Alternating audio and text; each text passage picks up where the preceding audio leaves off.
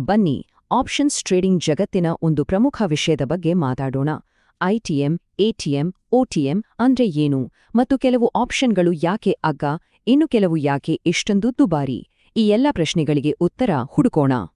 ಸರಿ, ಎಲ್ಲರೂ options trading ಕಲಿಯೋಕೆ ಶುರು ಮಾಡಿದಾಗ ಸಾಮಾನ್ಯವಾಗಿ ಒಂದು ಗೊಂದಲಕ್ಕೆ ಒಳಗಾಗ್ತಾರೆ. ಅದೇನಪ್ಪಾ ಅಂದ್ರೆ ಆಪ್ಷನ್ಸ್ ಚೈನ್ ನೋಡಿದಾಗ ಒಂದು ಉದಾಹರಣೆ ತಗೊಳ್ಳೋಣ. ಈಗ ಬ್ಯಾಂಕ್ ನಿಫ್ಟಿ ಇಂಡೆಕ್ಸ್ 35,000ದಲ್ಲಿದೆ ಅನ್ಕೊಳ್ಳಿ. ಈಗ ಸ್ಕ್ರೀನ್ ಮೇಲೆ ಕಾಣಿಸ್ತಿರೋ ಹಾಗೆ ಒಂದೇ ಅಸೆಟ್ಗೆ 3 ಬೇರೆ ಬೇರೆ ಬೆಲೆಯ ಕಾಲ್ ಆಪ್ಷನ್ಗಳು ಕಾಣಿಸ್ತಿವೆ. ಇದನ್ನ ನೋಡಿದ ತಕ್ಷಣ ಅಬ್ಬಾ ಇದ್ರಲ್ಲಿ ಯಾವುದು ಅಗ್ಗ ಇದೆಯೋ ಅದನ್ನೇ ತಗೊಂಡ್ಬಿಡೋಣ ಅಂತ ಅನ್ಸ್ಬೋದು ಅಲ್ವಾ? ಆದ್ರೆ ಒಂದು ನಿಮಿಷ, ಈ ಬೆಲೆಗಳಲ್ಲಿ ಯಾಕೆ ಇಷ್ಟು ವ್ಯತ್ಯಾಸ ಇದೆ ಅನ್ನೋದ್ರಲ್ಲೇ ಆಪ್ಷನ್ಸ್ ಟ್ರೇಡಿಂಗ್ನ ದೊಡ್ಡ ಗುಟ್ಟು ಅಡಗಿದೆ. ಸರಿ, ಆ ಬೆಲೆಯ ಒಗಟನ್ನು ಬಿಡಿಸೋಣ. ಆದ್ರೆ ಅದಕ್ಕೂ ಮೊದಲು ಆಪ್ಷನ್ಸ್ ಟ್ರೇಡಿಂಗ್ನಲ್ಲಿ ನಾವು ತಗೋಬೇಕಾದ 2 ತುಂಬಾನೇ ಬೇಸಿಕ್ ನಿರ್ಧಾರಗಳ ಬಗ್ಗೆ ಮೊದಲು ತಿಳ್ಕೋಬೇಕು. ಮೊದಲನೇ ನಿರ್ಧಾರ, ಮಾರುಕಟ್ಟೆ ಯಾವ ದಿಕ್ಕಿನಲ್ಲಿ ಹೋಗುತ್ತೆ ಅನ್ನೋದು. ಮಾರುಕಟ್ಟೆ ಮೇಲೆ ಹೋಗುತ್ತೆ ಅಂತ ಅನ್ಸಿದ್ರೆ ನಾವು ಕಾಲ್ ಆಪ್ಷನ್ ತಗೋತೀವಿ, ಇಲ್ಲ ಕೆಳಗೆ ಬೀಳುತ್ತೆ ಅಂತ ಅನ್ಸಿದ್ರೆ ಪುಟ್ ಆಪ್ಷನ್ ತಗೋತೀವಿ. ಸಿಂಪಲ್ ಅಲ್ವಾ? ಈಗ ವಿಷಯವನ್ನ ಕಾಂಪ್ಲಿಕೇಟ್ ಮಾಡೋದು ಬೇಡ. ಎಲ್ಲವನ್ನೂ ಸುಲಭವಾಗಿ ಅರ್ಥ ಮಾಡ್ಕೊಳ್ಳೋಕೆ ನಾವು ಶುರುವಲ್ಲಿ ನೋಡಿದ ಆ ಒಗಟಿದೆಯಲ್ಲ ಅದನ್ನ ಬಿಡಿಸೋಕೆ ಸದ್ಯಕ್ಕೆ ಕಾಲ್ ಆಪ್ಷನ್ ಖರೀದಿಸೋದ್ರ ಬಗ್ಗೆ ಮಾತ್ರ ಗಮನ ಹರಿಸೋಣ. ಸರಿ, ಈಗ ಆ ರಹಸ್ಯವನ್ನ ಭೇದಿಸೋ ಟೈಮ್ ಬಂದಿದೆ.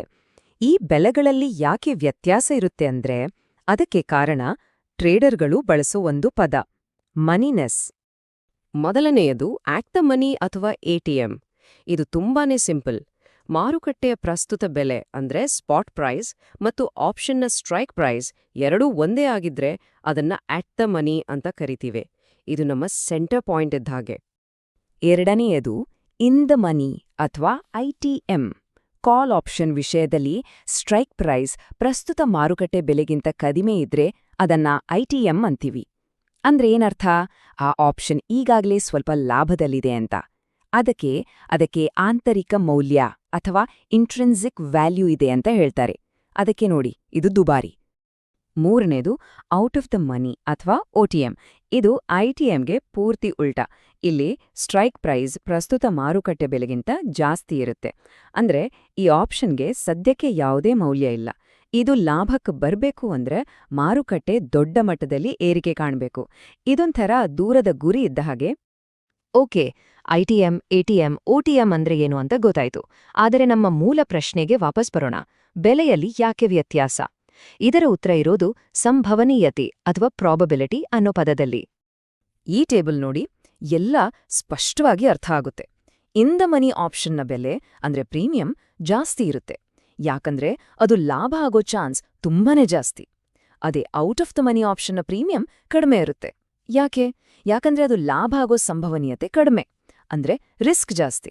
ಸೊ ಕಡಿಮೆ ರಿಸ್ಕ್ ಆದ್ರೆ ಹೆಚ್ಚು ಲಾಭದ ಸಂಭವನೀಯತೆ, ಜಾಸ್ತಿ ರಿಸ್ಕ್ ಕಡಿಮೆ ಲಾಭದ ಸಂಭವನೀಯತೆ.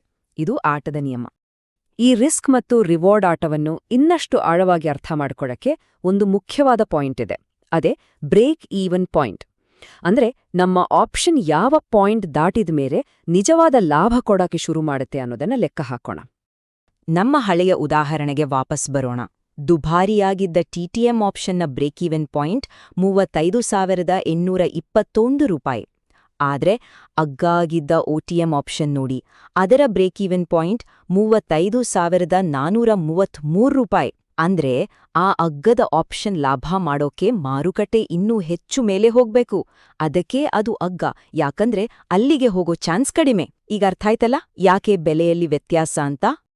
ಸರಿ, ಈ ಟೆಕ್ನಿಕಲ್ ವಿಷಯಗಳೆಲ್ಲ ಈಗ ಸ್ಪಷ್ಟವಾಗಿದೆ ಅನ್ಕೋತೀನಿ. ಆದ್ರೆ ಟ್ರೇಡಿಂಗ್ ಅಂದ್ರೆ ಬರೀ ಲೆಕ್ಕಾಚಾರ ಅಲ್ಲ, ಅದಕ್ಕಿಂತ ಮುಖ್ಯವಾದದ್ದು ನಮ್ಮ ಮನಸ್ಥಿತಿ. ಮನಸ್ಸು ಮತ್ತು ಹೃದಯವನ್ನು ಬೇರೆ ಬೇರೆಯಾಗಿ ಇಡಬೇಕು. ಹೃದಯದಿಂದ ಟ್ರೇಡ್ ಮಾಡೋಕ್ಕಾಗಲ್ಲ ಅಂತ ಹೇಳ್ತಾರೆ. ಇದರರ್ಥ ಇಷ್ಟೇ, ಟ್ರೇಡಿಂಗ್ನಲ್ಲಿ ಭಾವನೆಗಳಿಗೆ ಜಾಗ ಕೊಡಬಾರ್ದು. ಒಂದು ಟ್ರೇಡ್ ಲಾಸ್ ಆಯ್ತು ಅಂತ ಕೋಪದಲ್ಲಿ ಅಥವಾ ದುರಾಸೆಯಲ್ಲಿ ಇನ್ನೊಂದು ಟ್ರೇಡ್ ಮಾಡಿದ್ರೆ ಅದು ಇನ್ನೂ ದೊಡ್ಡ ನಷ್ಟಕ್ಕೆ ಕಾರಣ ಆಗಬಹುದು. ಇದು ತುಂಬಾನೇ ಮುಖ್ಯವಾದ ಪಾಠ. ಹಾಗಿದ್ರೆ ಈ ಜರ್ನಿಯನ್ನು ಶುರು ಮಾಡೋಕೆ ಇಲ್ಲಿ 3 ಚಿಕ್ಕ ಆದ್ರೆ ತುಂಬಾನೇ ಪ್ರಮುಖವಾದ ಸಲಹೆಗಳಿವೆ. ಮೊದಲನೆಯದು, ನೇರವಾಡಿ ನಿಜವಾದ ದುಡ್ಡು ಹಾಕೋ ಬದಲು ಮೊದಲು ಪೇಪರ್ ಟ್ರೇಡಿಂಗ್ ಮಾಡಿ ನಿಮ್ಮ ಸ್ಟ್ರಾಟಜಿಗಳನ್ನು ಟೆಸ್ಟ್ ಮಾಡಿ. ಎರಡನೆಯದು, ಎಷ್ಟು ಹಣ ಕಳೆದುಕೊಂಡ್ರೆ ತೊಂದರೆ ಆಗೋದಿಲ್ವೋ ಅಷ್ಟು ಹಣವನ್ನು ಮಾತ್ರ ರಿಸ್ಕ್ ಮಾಡಿ. ಮೂರನೆಯದು ಮತ್ತು ಅತಿ ಮುಖ್ಯವಾದದ್ದು, ನಿರ್ಧಾರಗಳು ವಿಶ್ಲೇಷಣೆ ಮೇಲೆ ಇರ್ಬೇಕೇ ಹೊರತು ಭಯ ಅಥವಾ ದುರಾಸೆಯ ಮೇಲೆ ಅಲ್ಲ. ಹಾಗಿದ್ರೆ ಈಗ ಎಲ್ಲವೂ ಸ್ಪಷ್ಟವಾಗಿದೆ. ಹೆಚ್ಚು ಖರ್ಚು ಮಾಡಿ ಹೆಚ್ಚು ಸಂಭಾವನೀಯತೆ ಇರುವ ಐಟಿಎಂ ಆಪ್ಷನ್ ಬೇಕಾ ಅಥವಾ ಕಡಿಮೆ ಖರ್ಚು ಮಾಡಿ ಕಡಿಮೆ ಸಂಭಾವನೀಯತೆ ಆದ್ರೆ ಹೆಚ್ಚು ರಿಸ್ಕ್ ಇರುವ ಒಟಿಎಂ ಆಪ್ಷನ್ ಬೇಕಾ? ಈ ಖರ್ಚು, ರಿಸ್ಕ್ ಮತ್ತು ಪ್ರಾಬಬಿಲಿಟಿ ನಡುವಿನ ಬ್ಯಾಲೆನ್ಸ್ ಅರ್ಥ ಮಾಡ್ಕೊಳ್ಳೋದೇ ಒಬ್ಬ ಒಳ್ಳೆ ಟ್ರೇಡರ್ ಆಗೋದ್ರ ಕಡೆಗಿನ ಮೊದಲ ಹೆಜ್ಜೆ. ಹಾಗಿದ್ರೆ ಯಾವ ರೀತಿಯ ಟ್ರೇಡರ್ ಆಗಲು ಆಯ್ಕೆ ಮಾಡಲಾಗೋದು?